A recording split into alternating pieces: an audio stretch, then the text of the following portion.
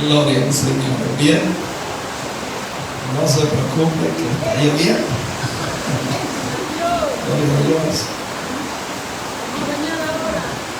Gloria a Dios. Bien, vamos a ir al libro de Romanos capítulo 8, verso 28, para la gloria del Señor, hermanos. Vamos a hablar en Romanos 8:28.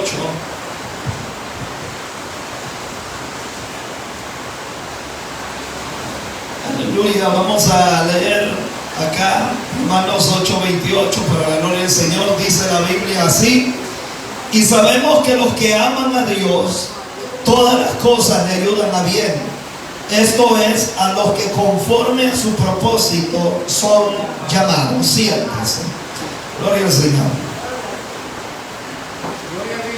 Queremos hablar acerca de las personas que aman a Dios, porque este texto está hablando acerca de los que aman a Dios. La iglesia, hermano, de Roma, que a cual se es escrita esta carta, hermano, se le atribuye esta carta al apóstol Pablo. Hay una gran incontroversia porque no se sabe cómo es que funciona esta iglesia, o cómo surge, o de dónde surge. Algunos han llegado a creer que en el capítulo 2 del libro de Hechos, versículo 10, usted conoce la historia del día del Pentecostés, y la palabra de Dios declara de que ese día hablaron todas nuevas lenguas, dice. Y ese día, gloria al Señor, como ya sabemos nosotros, hay dos tipos de lenguas que Dios da: las angélicas y las humanas. Gloria al Señor. Las humanas, aleluya, que hablaron ese día, en el día del Pentecostés, dice que hablaban en diferentes idiomas. Y dice que algunos estaban de otros países que vivían allí y empezaron a entender. Porque los hermanos, cuando descendió el poder del Espíritu, hablaron nuevas lenguas. Algunos hablaban lenguas, hermano, egipcias, y es infinidad de cosas por el poder de Dios. Y allí dice que algunos que eran romanos, que vivían allí en Jerusalén, al oír esto entendieron. Y entonces, hermano, se cree que todos ellos que oyeron todo lo que estaban hablando, algunos creen que mediante esa lengua se estaban hablando en diferentes idiomas. Dios estaba revelando el evangelio a muchas culturas, razas y naciones, hermano, para que el evangelio de Dios, hermano, pudiera ser expandido. Cuenta la historia de un hombre que nosotros conocemos, uno de los hombres bastante llenos, hermano, de años, que llegó muy anciano, hermano, al ministerio. El Señor quedó muy joven y murió incluso, hermano, predicando la palabra de Dios, viviendo la fe de Dios. Un hombre que se llama G. Ávila. Aleluya. Cuenta la historia de este hombre que un día, hermano, como ellos tenían una cadena mundial donde pasaban las predicaciones, y un día la señal de ese canal se metió, aleluya, en uno de esos países, hermano, donde no hablan el español. Aleluya. Entonces, lo más sorprendente fue de que cuentan de que cuando empezó a agarrar aquel canal en aquel país donde hablaban otro idioma diferente, fue tanto el poder de Dios, aleluya, que todas aquellas personas que en ese momento estaban viendo, hermano, oiga bien, la televisión, tal vez un canal secular, iban pasando el canal en canal, se dieron cuenta que estaba pasando una predicación. Y a pesar que ellos no, hermano, sabían que era evangelio, aleluya, Dios usó las palabras de ese hombre. Y en uno de ese momento, dice la historia, de que cuando él empezaba a hablar lenguas, porque él era muy lleno, aleluya, a la hora de predicar, en hablar lenguas, aleluya, Dios lo hizo hablar en el idioma que aquel país vivía, hermano. Y aunque fueron pocas las palabras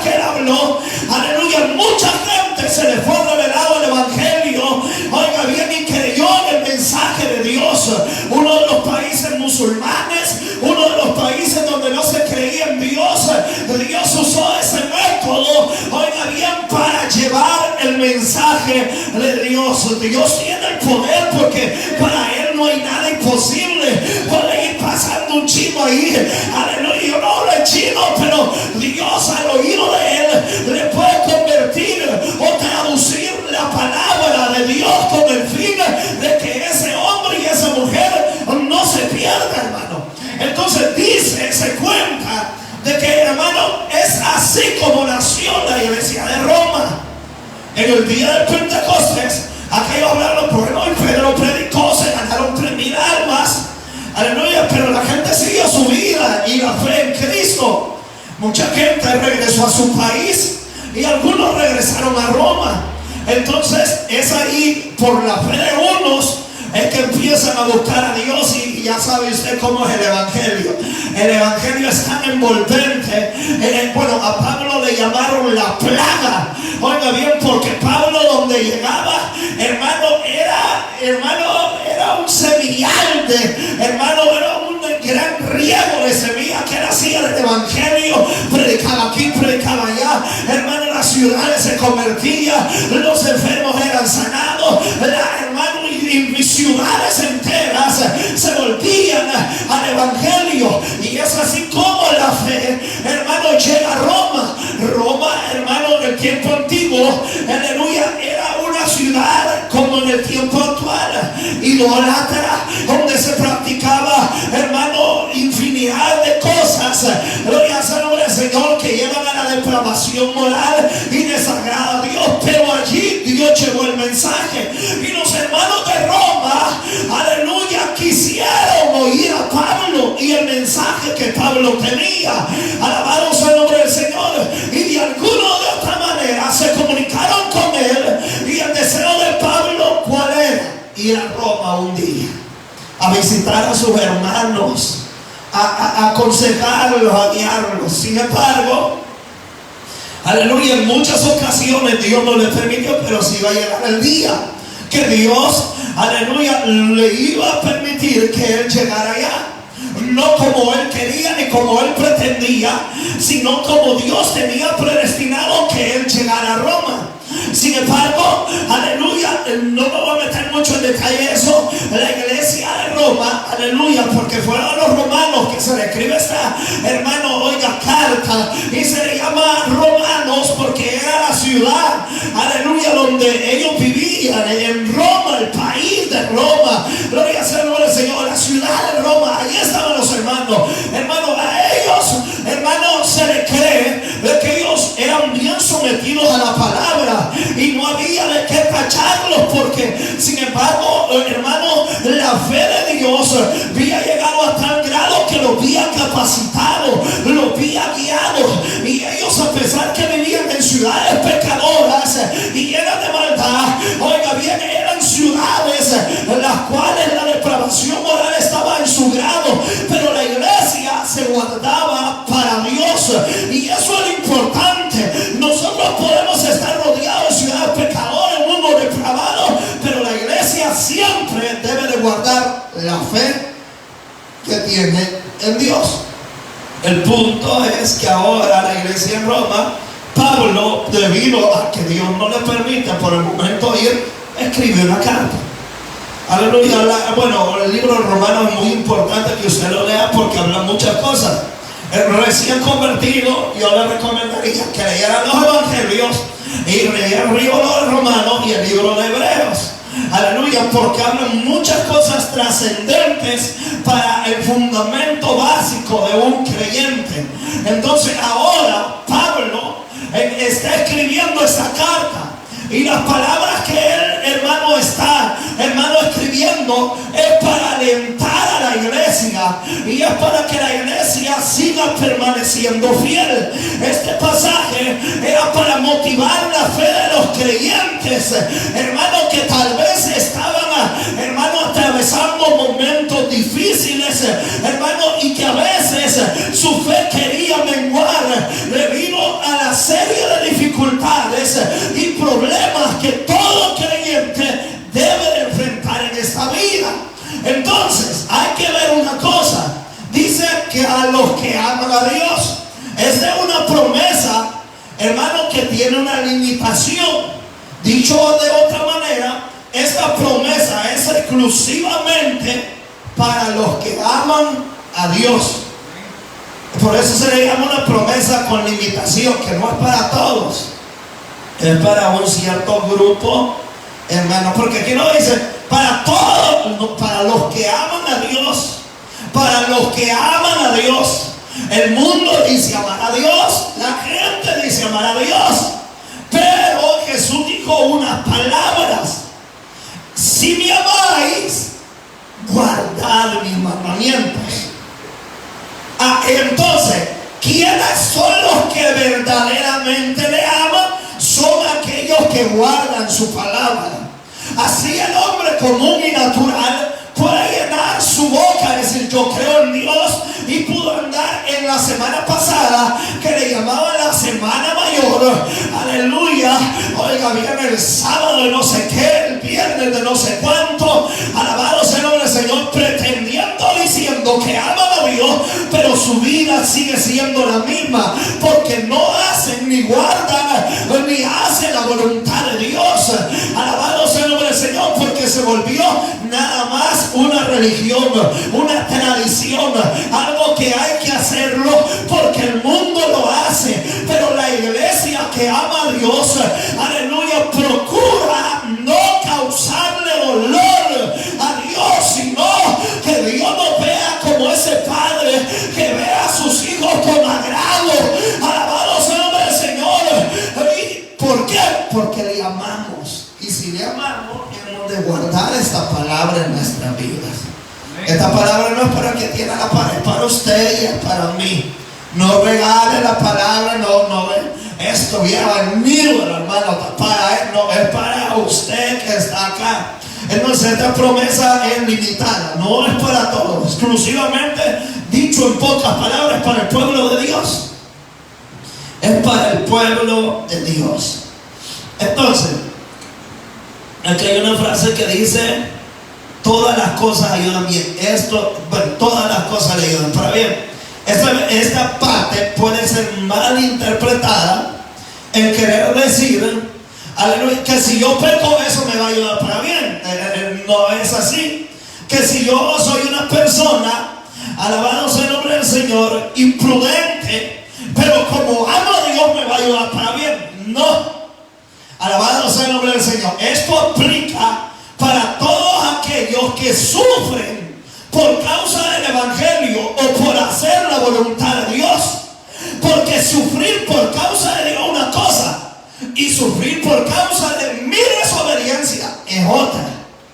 Aquí hace exclusividad a los que sufren por causa de Dios, no los que están sufriendo por causa de su rebeldía, por causa de su necedad, por causa de su imprudencia, por causa, aleluya, de su insensatez, por causa de su negligencia, aleluya, porque mucha gente puede decir: no, Dios permitió que yo cayera en pecado, aleluya, y eso me ayudó para bien. A Dios no le benefició nada que usted cayera en pecado, aleluya, al contrario, Dios se sintió mal, aleluya, y Dios, oiga bien, aborrece el pecado y aborrece la maldad y todo aquel que lo practica, porque mucha gente dice: no, Dios, sí, Él permitió, aleluya, porque nos ha dado un libre albedrío, pero no quiere decir que eso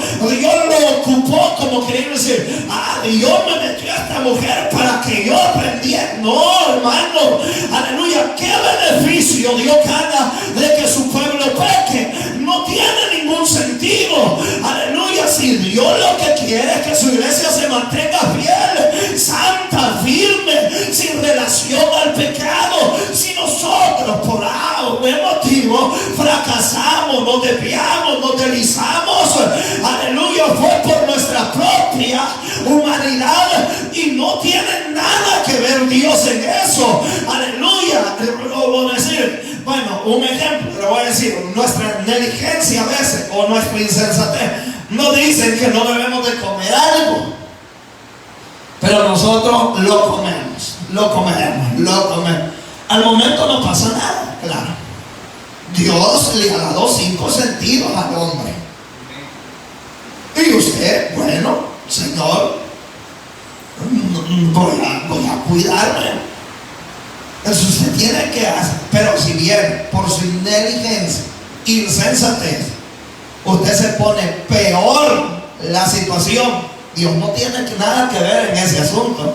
No vaya a sacar este versículo en decir: los que aman a Dios, todas las cosas ayudan para bien. Así que este riñón que se me está pudriendo, aleluya, Dios se va a glorificar. No, porque usted pudo evitar, aleluya, esa situación. Está bien cuando usted no pudo evitar, aleluya. Está bien cuando algo por humanidad terrenal se dio, Dios puede obrar. Pero a veces, hermano, oiga bien, por nuestra negligencia, a veces queremos, hermano, aplicar este versículo y no es aplicable para esa situación. Es como si yo agarre el carro ahorita a 200 por hora. Y si doy vuelta, gloria a Dios, eso me va a ayudar para bien. No, tú no es que soy. No es que me va a ayudar para bien. No es como yo tenga mi hogar, mi matrimonio. Es decir, como el sufrimiento va a ayudar para bien. Voy a hacer sufrir a mi hijo. No, usted lo que va a terminar es perdiendo su hogar, su familia, sus hijos. Y Dios no tendrá ninguna, hermano, circunstancia, oiga bien, en nada que ver en ello. Entonces, este mensaje se aplica exclusivamente para todos aquellos que están, hermanos, siendo oprimidos o están pagando un precio por ser cristianos. No por negligentes, no por imprudentes, no por insensatos, ni por causa del pecado. No, de ninguna manera. ¿Qué quiero decir? ¿Por qué quiero hablar del sufrimiento? Porque este versículo está hablando que sabemos que los que aman a Dios, todas las cosas le ayudan bien, y esto es conforme a que su propósito son llamados. Porque esto es lo que está diciendo, es que la mayoría de momentos difíciles uno los logra tomar de una manera negativamente. Yo he oído gente que dice: Señor, ¿por qué? ¿Por qué a mí? ¿Por qué no a otro? Es porque usted es llamado de parte de Dios y usted tiene que sufrir por Cristo. Entonces no puede decir usted: Señor, ¿por qué? Yo no entiendo, yo no lo merezco.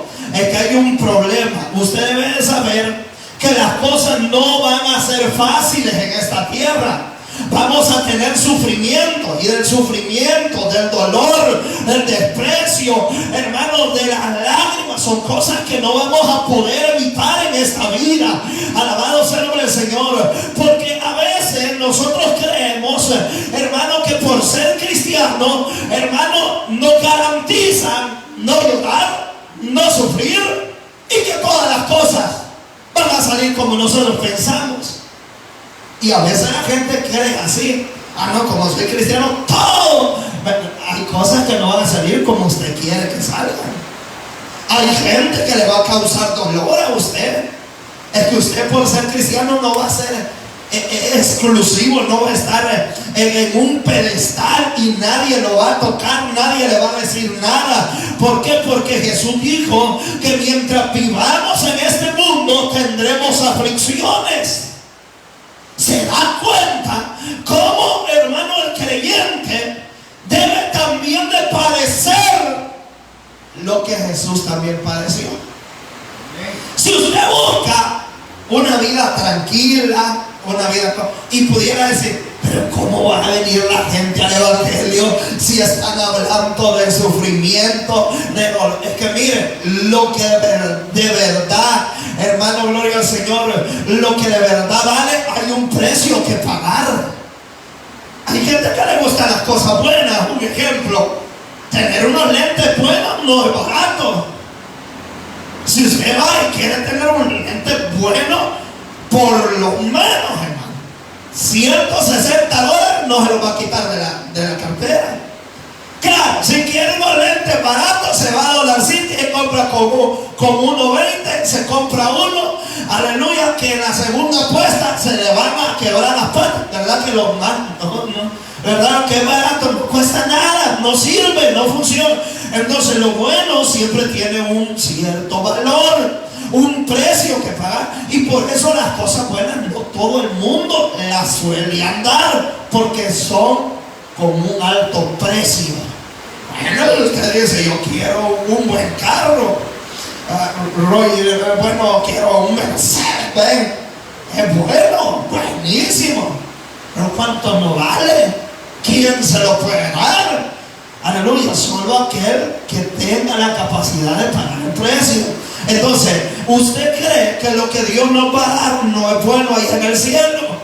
En la salvación, calles de oro, mar de cristal, le veremos cara a cara. Hay un precio que pagar, no la salvación, aleluya, sino que debemos de perseverar y saber que mientras vivamos en esta vida, hemos de sufrir, hemos de llorar, hemos, hermano, de tener momentos difíciles de dolor, de sufrimiento, aleluya, de dificultades, pero si nos mantenemos fieles a Dios en medio de todas esas circunstancias, aleluya, en vez de esas cosas de hacernos retroceder, lo que nos hará es amarle más a Él. ¿Le explico por qué? Porque estar casado es bonito, digo yo. No digo yo que es bonito, sí debe ser bonito, pero no es fácil, ¿verdad? Así es el evangelio. Ser cristiano es bonito, pero no es fácil. El cielo es bonito, pero no va a ser fácil llegar allá. Mire, creo yo que tener un hijo es lo más hermoso que puede haber. Bueno, las madres que han sido madres, o sea, usted para llegar a tener algo de gran valor como es un hijo, ¿qué pasó? Tuvieron que sufrir a la hora de darlo a luz. No creo que así como 10 tobogán. No. 9 meses. No, amigos. Bueno, infinidad de cosas. La panza que les pesaba, eso, hermano, y algunos que ya nacieron cansados, más la panza es peor, doble cansada. Pero para ver eso tuvieron que tener una serie de dificultades. Incluso algunas tuvieron problemas hasta la hora de dar a luz. Gloria al Señor. Pero ¿qué pasa? Después, hermano, cuando usted ve a la criatura, se le olvida todo. Gloria al Señor, porque lo que está viendo ahí, el hueso de sus huesos, es lo que usted anduvo por 9 meses.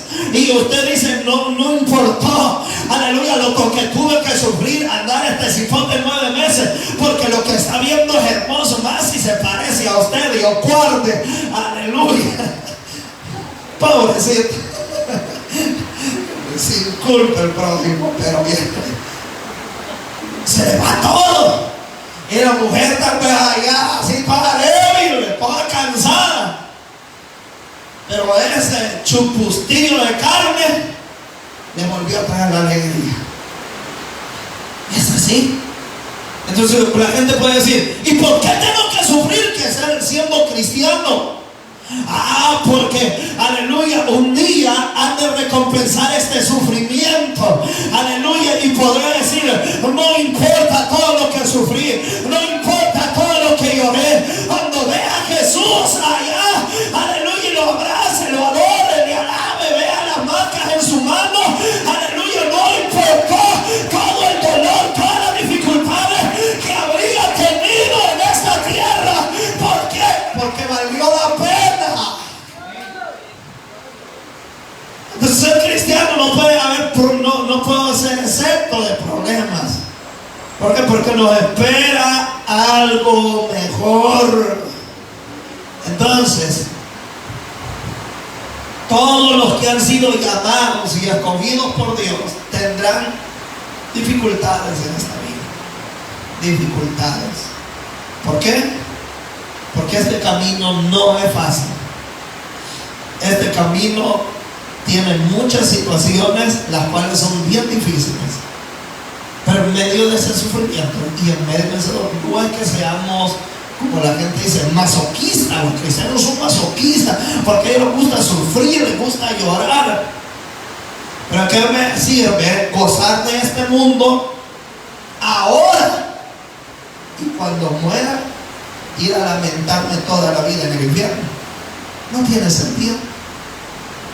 Porque los que ahora se burlan, los que ahora se ríen de nosotros, y los que dicen, ve, ahí va esa señora, se le murió el hijo, se le pasó acá, se le pasó allá, le pasó no sé cuánto, y ahí va a la iglesia, esa señora ni debería creer en Dios. Aleluya. ¿Sabe qué es lo que pasa? Es que entre más situaciones más adversas pasan, más solemos amar a Dios. Dicen que el matrimonio, entre más dificultades pasa, el matrimonio se hace más sólido, se une más si logran pasar las dificultades juntos. Y entonces aquella persona muestra a través de aquella situación difícil que han atravesado que de verdad lo ama. Porque mientras uno está sano, mientras uno tiene trabajo, mientras uno está bien, cualquier mujer lo puede amar. El problema es, aleluya, cuando viene la enfermedad, viene la pobreza, viene la necesidad, aleluya, vienen dificultades difíciles. ¿Y qué hace eso? Es que el matrimonio se una más cuando hay amor. Pero cuando no hay amor en alguno de los dos, al ver a la señora arruinada o al ver al Señor todo arruinado, aleluya, no, yo no voy a estar aguantando. Hay que ver, aleluya, cada quien que muestre eso. Oiga bien, que nunca hubo amor, que nunca se amaron, que nunca se valoraron. Y es así mismo, entre más procesos o pruebas nosotros pasemos, en vez de alejarnos de Dios, aleluya, nos acerca más a Dios, nos une más a Dios y le solemos amar más a Dios, porque del hoyo de la prueba la mano de Dios nos sacó de ese hoyo y nos puso en una peña para que nadie ni nada nos pudiera hacer daño. Entonces la gente se pregunta, ¿por qué aman a Dios? Porque Dios es bueno conmigo, y entre más sufro en esta vida, más le amo. No es que no le ame, o no es que le voy a dejar de amar. Entonces quiero hablar acerca de los sufrimientos. ¿Por qué sufre la iglesia? Porque nosotros, la verdad, hasta un cierto punto nosotros sufrimos en esta tierra. Uno de los puntos que quiero, ¿por qué ocupa Dios también el sufrimiento? ¿Cómo es que se cumple este pasaje en varios sectores de la vida de las personas?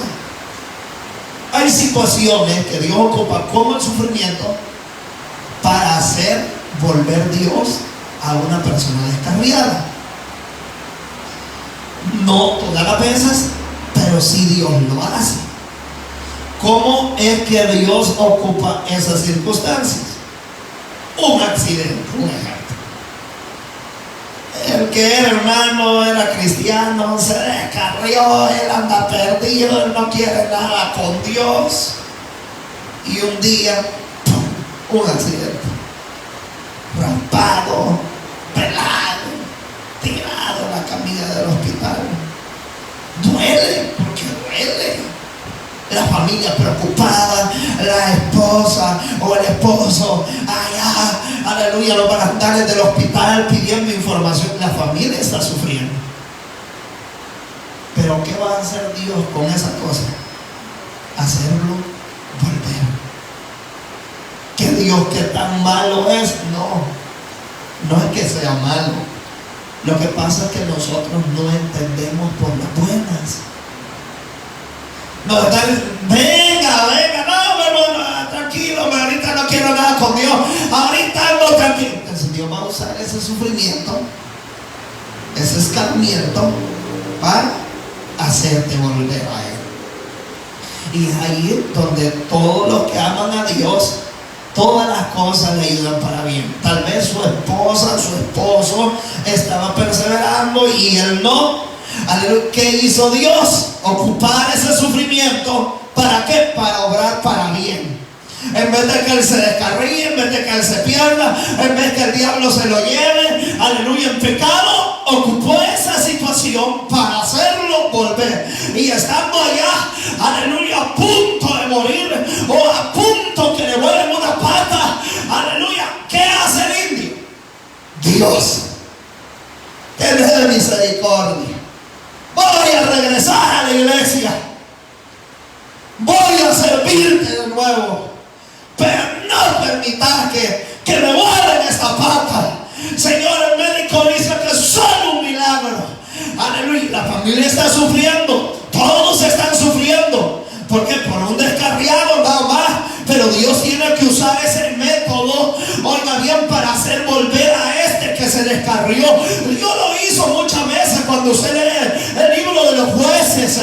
Mientras el juez vivía, Israel hacía lo recto delante de Dios. Luego los jueces morían, se volvían a descarriar. ¿Qué hacía Dios? Mandaba a sus enemigos para que los oprimiera. Y una vez oprimidos, ellos clamaban misericordia a Dios. Oiga bien, y Dios les contestaba. Todas estas cosas que hace Dios a través de estos sufrimientos le ayudan al hombre para bien. ¿Qué hace? Mucha gente vuelve así, mucha gente que no quiere, mucha gente que no desea volverse a Dios. Dios ha ocupado métodos, formas para hacerlo volver. Hay momentos que Dios ocupa para mucha gente. Es como nosotros decimos en el buen salvadoreño, lo topan al muro. No hay nada. Trabajo no hay. Dinero no hay. Deudas sí hay. Enfermedades sí hay. Problemas hay. Hay familia que sostener. ¿Y qué hace el hombre? Buscar a Dios. ¿Lo hizo Dios para bien? Sí. ¿Por qué para bien? Para que su alma no se pierda. Yo, para culminar este punto, yo tuve un familiar, un tío que yo lo quería como un padre. Este tío estuvo como 11 años en la cárcel. Sea como sea, él estuvo en la cárcel. Él en la cárcel conoció a Cristo. Predicó la palabra. 2 años estuvo afuera cuando él salió y predicaba la palabra. Era un hombre muy inteligente, pues había sido un hombre detective, era una persona muy inteligente. Entonces, pero no encontraba trabajo porque sus antecedentes estaban totalmente manchados. Entonces, ¿qué pasa? Que cuando él se vio en el aprieto, en la dificultad, se olvidó de Dios y se descarrió. Pasaron aproximadamente 8 años. Él vivió sin Dios, sin esperanza. Él se olvidó que 11, 10 años había estado en la cárcel, que Dios lo había sacado para que predicara su palabra. Logró de alguna u otra manera conseguir un trabajo con una conocida, porque era la única manera, y fue ascendiendo hasta el grado que llegó a ser jefe en una casa de préstamo.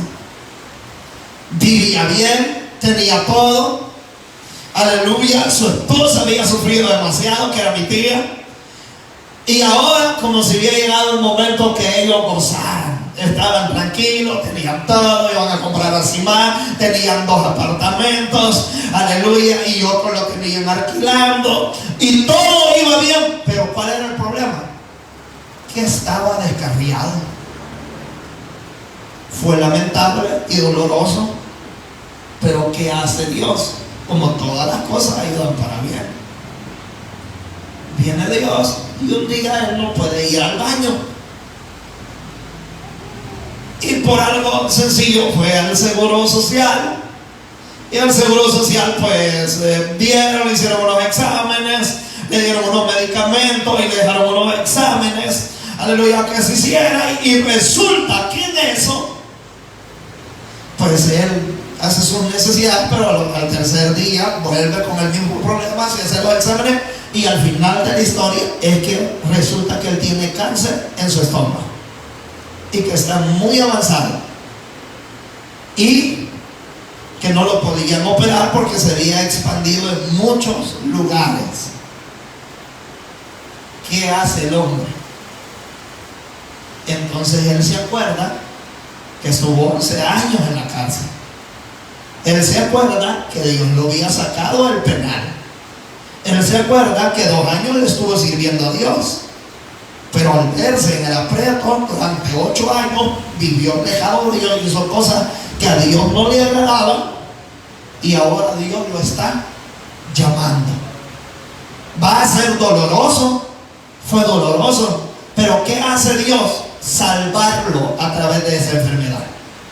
Y cuando él está muriéndose, porque se murió en los 6 meses después de detectar esa enfermedad rápido, aleluya, recuerdo que un día me llama y me dice estas palabras: yo sé que Dios me está llamando, necesito reconciliarme con Dios. Le hago la oración de fe, se reconcilia con Dios, y a los 6 meses, ¿qué pasa? Se muere. El dolor hacia su esposa es grande, pero Dios, hermano, no. ¿Qué hizo Dios? Dios sabía que si Dios lo sanaba, se iba a olvidar otra vez de Dios, porque 10, 11 años en la cárcel no es fácil para olvidarlo, hermano. Y como decir Dios no hizo nada, decir que si Dios me sanara del cáncer. O sea, hay gente que se ha olvidado de Dios, sanado de sida, de cáncer, de leucemia, de infinidad de enfermedades, que ahora de tan agradecidos que andan hasta con el diablo, andan bailando cumbia en el mundo, jalando el muñeco. Oiga bien, de tan agradecidos que quedaron con Dios.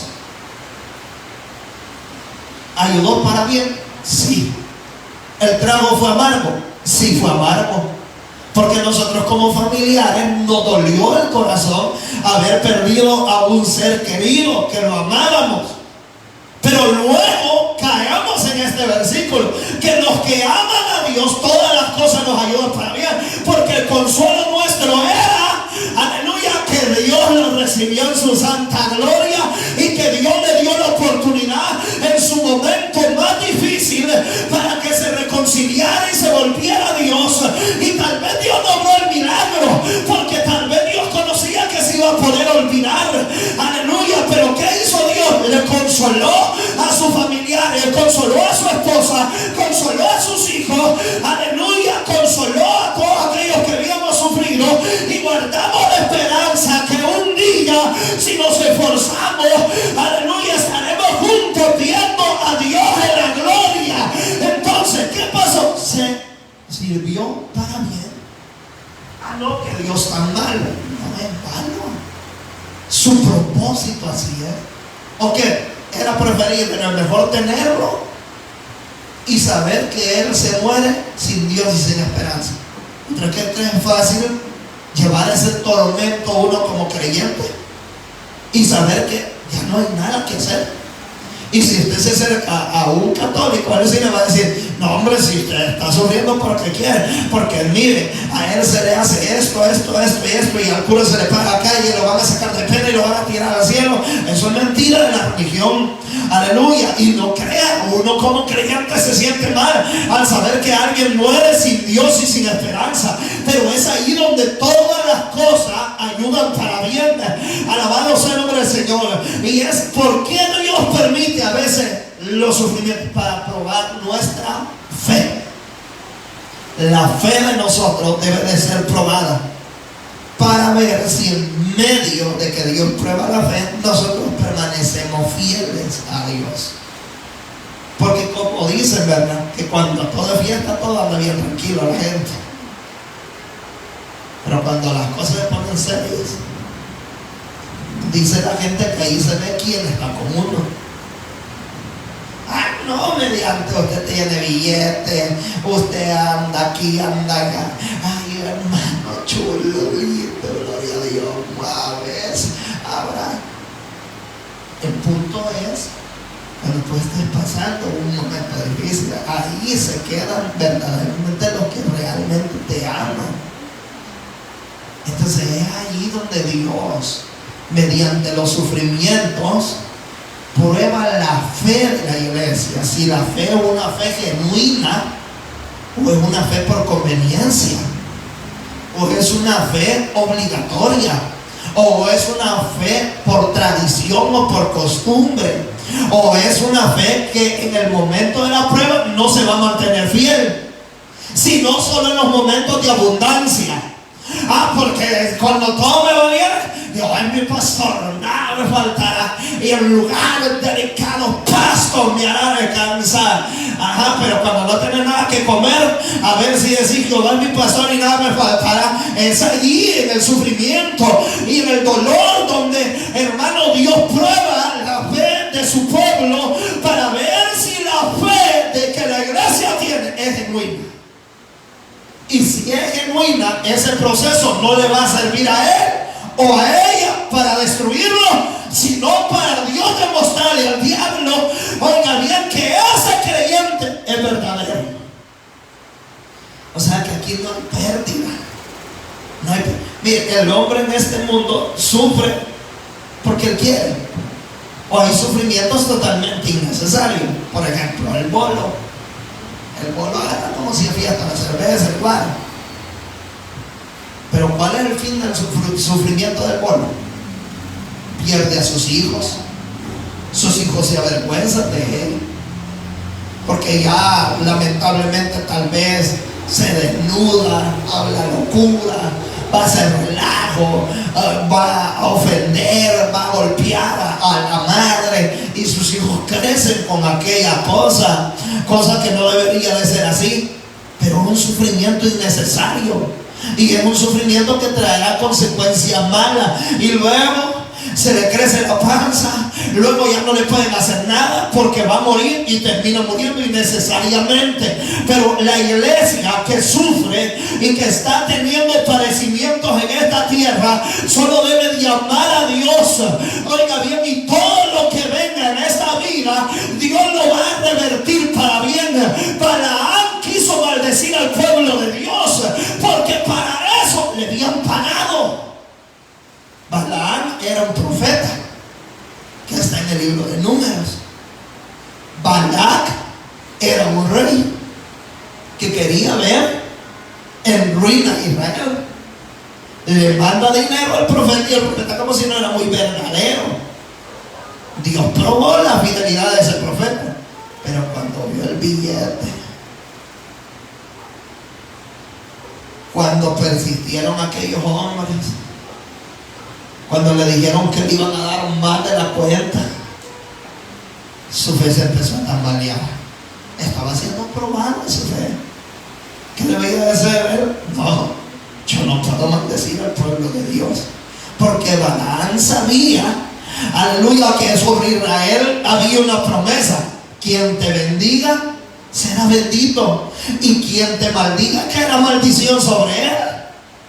Pero viene él, aleluya, como su fe no es genuina, no es verdadera, se vende y llega al punto donde llega a querer a maldecir al pueblo de Israel. Pero dice la palabra que cuando él hablaba palabras de maldición, Dios le cambiaba las palabras de bendición hacia la nación de Israel. Oiga bien, ¿qué hacía Dios? La maldición la convertía en bendición, y esa es la promesa que la iglesia también debe de tener. Alabado sea el nombre del Señor, que todas las cosas nos han de ayudar para bien. Algunos los ahorrará ese problema porque no tienen a Dios, pero a nosotros nos dará más fe para poder seguir creyendo que Dios todavía sigue haciendo milagros. A su nombre sea la gloria. ¿Cuándo es probada nuestra fe? Cuando nos vemos en aprietos. Cuando un hijo o un familiar es tocado, no es fácil. Cuando su propia carne es tocada, no es fácil seguir creyendo, porque ahí entran las preguntas: ¿por qué Dios? Si yo te sirvo, si yo estoy en la iglesia, si yo aquí, si yo allá, si están probando tu fe, a si en medio de ese sufrimiento le vas a seguir dando la gloria a Dios? O solo cuando todo vaya bien, o solo cuando yo esté sano. Aleluya, no, hermano. Es ahí donde Dios determina la verdadera fe de sus siervos. Aleluya, que de verdad le quieren sufrir, que en medio del sufrimiento ellos están ahí alabando a Dios. Dice la Biblia que a Job, oiga bien, Dios permitió que a Job le tocaran todo lo que él tenía. Perdió familia, perdió hijos, perdió todo, hermano. Oiga bien, pero la fe de Job fue probada. ¿Qué era lo que se estaba comprobando ahí, hermano? Si Job maldecía a Dios o no. ¿Qué era fe? La fe estaba siendo probada. Satanás, ¿qué decía? Te va a negar. Y Dios, ¿qué decía? No lo va a hacer. Pero para saber eso, le dijo él: permíteme que yo toque todo lo que entiendo, para comprobar. Tienen que comprobar si nuestra fe es verdadera. A veces Dios lo va a hacer a través de procesos, o a veces Dios le va a permitir, así como permitió Dios al diablo que tocara la vida de Job y le tocó todo. ¿Usted cree que seamos lo más eficiente? Así, ¿qué hubiera hecho usted si en el momento le iban a decir: sus 7 hijos han muerto, la empresa que tenía se quebró, todos los ganados que tenía desaparecieron, lo perdió todo, las siembras que tenía se las quitaron? ¿Qué hubiéramos hecho nosotros? No sabemos, ¿verdad? Porque está difícil. Pero van a haber momentos donde la fe del creyente va a ser puesta a prueba. Y peor, más grande. Imagínense, hermano, que viene una persecución para la iglesia. Persecución siempre ha habido, pero en estos países donde no ha habido, la iglesia tiene que ser perseguida tarde o temprano. Y la fe de la iglesia va a ser puesta a prueba. Y el que solo venía a hacer el culto a la iglesia, no, ese no. Yo ahí iba, pero ahí porque me invitaban. Pero el verdadero no va a negar su fe. Si esto a la gente no le permite venir a la iglesia, porque resulta que está bien peligroso y que la gente tiene miedo, y cuando estén volando cabezas en la persecución, lo andan buscando a usted y a mí personalmente, confortos, hermano. ¿Usted cree que no va a ser más terrible? Si esto hace que mucha gente no se congregue, no, hermano, los momentos de angustia, los momentos de persecución van a ser más duros. Y hermano, y es allí donde la fe de la iglesia verdadera ya va a dejar de ser un canto, ya va a dejar de ser un privilegio, ya va a dejar de estar un pastor motivándolo, alabado sea el nombre del Señor, sino que usted se va a ver enfrente de la situación y le van a decir: ¿va a negar el nombre de Dios? No, Señor, aleluya, yo estoy firme y yo creo en la Biblia, yo creo en su palabra, hermano. Pero usted me está hablando de la gran tribulación. No, hermano, estoy hablando antes que la iglesia sea tomada. La iglesia tendrá problemas, aleluya, pero la iglesia estará confiada, porque no van a negar la fe de Dios. Así venga espada, venga hambre, venga tempestad, la verdadera fe va a permanecer. A su nombre sea la gloria. Y van a ser sufrimientos duros, pero nosotros lo queremos ver así, claro, y usted bien galán, trae su mantelina, su Biblia, su falda, y cuando ¡hey, allá un cristiano! ¡Corre! Y con una gran guarizama y el primer planazo en el lomo, pues nada que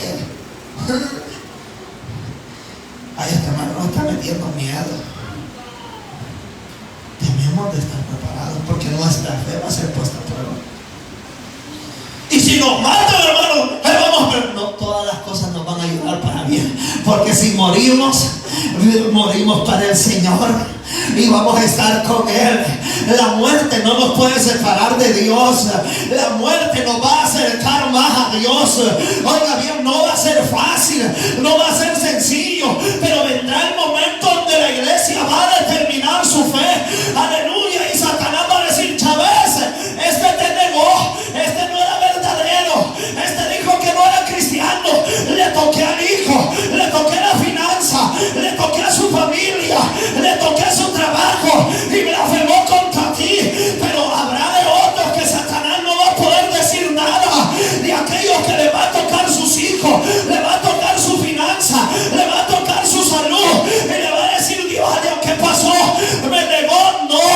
No lo pude hacer que te negara. Ese de verdad te ama, ese de verdad es creyente, esa es la verdadera iglesia que estará un día con el Cordero. Alabado sea el nombre del Señor.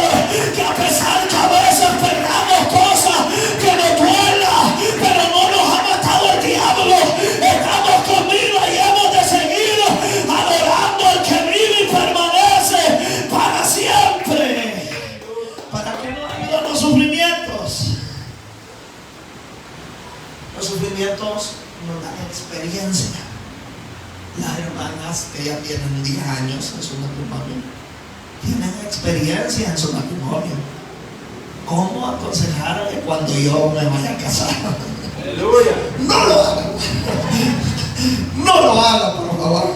Ni modo, pero tengo que casarme. Sí. Los sufrimientos, hay gente que vive la vida solo por vivirla, ¿no? Que sufre. La cabeza es solo blanca porque tiene que andar. Pero hay gente que los sufrimientos, todas esas situaciones que usted vivió desde pequeño, lo han hecho fuerte hoy. Y usted no se quebranta por nada, porque el sufrimiento le creó un carácter a usted. Y ahora tal vez usted ya no se aflige si solo hay 2 huevos. Usted ve que hace, aleluya, y con esos 2 huevos hace lo que sea. Pero alguien que no está experimentado se quiebra rápidamente. Ay, Dios mío, ya la muerte, me voy a morir, que no sé. Pero el que hace la experiencia le enseña a usted a aconsejar a otro cómo debe de atravesar esa serie de procesos. Aunque los procesos nunca van a ser los mismos, pero sus palabras le pueden ayudar a otro, aleluya, cómo atravesar ese momento difícil. Alabado sea el nombre del Señor. Y por eso es importante. Ya ve que, hermanos, todas las cosas nos ayudan para bien. Aleluya, porque usted ganó experiencia en esa prueba. Y cuando otro hermano está pasando ese tipo de prueba, usted confiadamente puede acercarse al hermano y decirle: hermano, no se preocupe, yo ya pasé por eso. Pero hermano, yo le indico, le aconsejo que doble su rodilla, ore al Señor, se fortalezca, manténgase unido con su esposa, no se vayan a meter en problemas, no se vayan a dividir, manténganse siempre orando. Dios le va a ayudar. Usted sirvió de aliento para otro, y cuando el otro lo está viviendo, ¿qué dice? Es verdad lo que me dijo el hermano, es verdad lo que me dijo el matrimonio tal, aleluya, nos ha funcionado. ¿Por qué? Porque ya usted lo sufrió, porque ya usted padeció ese proceso, esa dificultad, y ahora tiene carácter para enfrentar las cosas. Entonces todas las cosas ayudan para bien, hermano.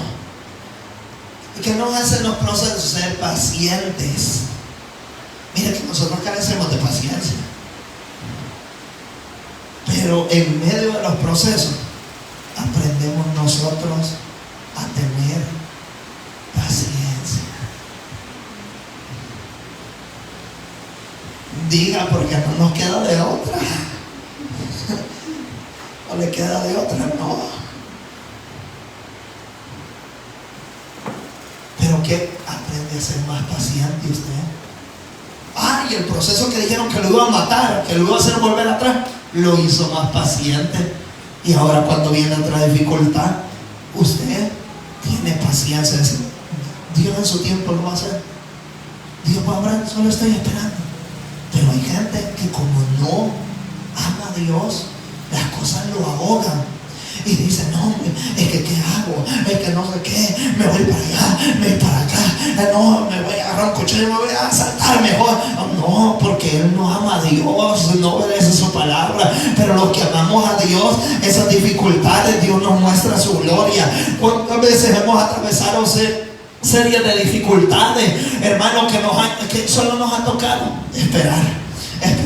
Nos rascamos la cabeza, oímos el testimonio del hermano, de la hermana, y decimos, Señor, ¿y yo cuándo? Pues, ¿cuándo? El Señor, aquí estoy esperando. Eso es bueno, que sigue esperando, y su vida se llena de paciencia. Y a ver, que lo que usted dijo que lo iba a matar, no lo mató.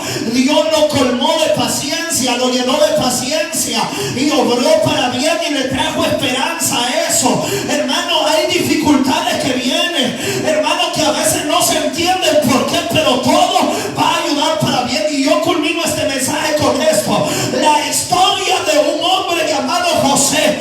¿Qué hicieron los hermanos de José? Lo quisieron matar, lo aborrecieron, lo echaron a una cisterna, aleluya, con el único fin de matarlo. Lo vendieron como esclavo. ¿Cómo era posible? Pero lo pudieron matar. No. ¿Y sabe qué es lo que pasó? Va a parar a Egipto. Lo acusan de una violación, lo meten a la cárcel. Pobrecito. Pero ¿qué estaba haciendo? Dios lo estaba capacitando a través del sufrimiento. ¿Y sabe qué dice la Biblia? Que todo lo que José tocaba prosperaba. Y estaban allá dos en la cárcel, y los dos, hay dos que tienen un sueño, y le dicen, uno va a morir y el otro va a estar sirviéndole al rey. Y cuando esté sirviéndole al rey, te acordás de mí, de mencionarle, de aquel José, aleluya, que estuvo aquí con vos en la cárcel. Te acordás de recordar al rey cuando le esté sirviendo al rey. ¿Y sabe qué hizo? Se olvidó de José. Es que hay sufrimiento que la gente se olvida de uno totalmente. Pero ¿lo mató José eso? No. ¿Sabe qué hizo todo eso? ¿Y sabe por qué Dios lo estaba preparando? Porque años más tarde, Dios, a través de manos de José, iba a guardar la vida de toda su familia y de todo el país de Israel por la gran hambruna que venía. ¿Se da cuenta cómo Dios todo le obró para bien a José?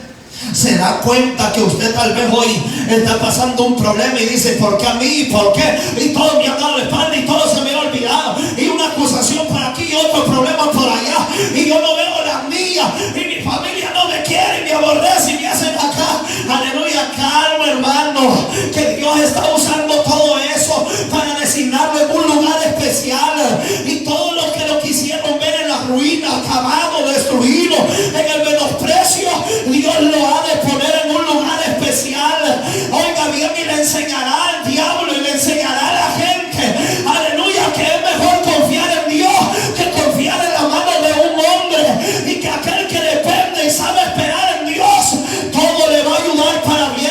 José, aleluya, terminó en la cárcel por una falsa acusación, pero ¿qué pasó? Allá estaba, que era uno de los primeros hombres después que murió Faraón. Uno de los que Dios ocupó para que no se muriera su familia en el desierto. ¿Se da cuenta cómo todo ayuda para bien? Entonces hoy yo quiero que usted sepa que en esta vida vamos a sufrir, pero dicen que lo que nos mata engorda. Ah, pues sí. No, si nosotros hoy aprendemos a sufrir. Mire, yo cuando le hablo de sufrir, no es que toda la vida va a estar sufriendo, va a gozar, va a reír, pero van a haber momentos de lloro, de dolor, de desprecio, pero que eso no le deje de buscar a Dios ni de amarle, porque eso Dios lo va a ocupar a su favor. La misma arma que Satanás quiso ocupar para destruirlo a usted es la misma arma que Dios va a ocupar para destruir destruir a los demonios y todo plan que Satanás tenía contra usted. Y la misma lengua que lo quiso destruir a usted, es la misma lengua y los mismos ojos que lo vieron así con odio, van a tener que ver lo que Dios ha hecho en usted. Aleluya. Y la misma envidia lo va a carcomer y lo va, hermano. Pero cuando usted ama a Dios, deje que las cosas le ayuden para bien. Hermano, esta noche yo quiero que usted entienda que en la vida vamos a tener aflicciones, pero esas cosas no son para que nos alejen de Dios, sino para acercarnos más a Dios, para aconsejar a otros cómo que deben de seguir en medio de los padecimientos. Aleluya. Pablo dijo, aleluya, 3 veces he rogado al Señor que quite esta enfermedad, pero 3 veces me ha sido negada, y las únicas palabras que he recibido, dijo Pablo, bástate mi gracia, porque la debilidad del hombre se perfecciona mi poder. Alabado sea el nombre del Señor. Y Pablo mismo dice y reconoce, este azote que me fue dado, aguijón en la carne, fue para que yo no me enalteciera ni me gloriara. Aleluya. ¿Cómo era posible que un hombre, el apóstol Pablo, tuviera algo que le recordara? No te olvides, Pablo, que tú solo eres polvo y que yo solo soy Dios. Y eso lo refrenaba a él a no olvidarse de Dios. Y podría decir uno, Dios era suficiente malo y no contestarle a Pablo. Es que si Dios lo sanaba, ¿sabe qué podía pasar? Pablo se podría olvidar de darle la gloria a Dios. Y Pablo lo reconoce en 2 carta de Corintios. Así que todas las cosas nos van a ayudar para bien, los que amamos a Dios. Todos los que amamos a Dios. Así que oramos, Padre que estás en los cielos. Te damos la gracia en este día porque tú has sido bueno y para siempre es tu misericordia. Este día, Señor, te pedimos que sea usted ayudándonos, bendiciéndonos y sacándonos adelante. En el nombre poderoso de Jesús. Amén y amén. Bien.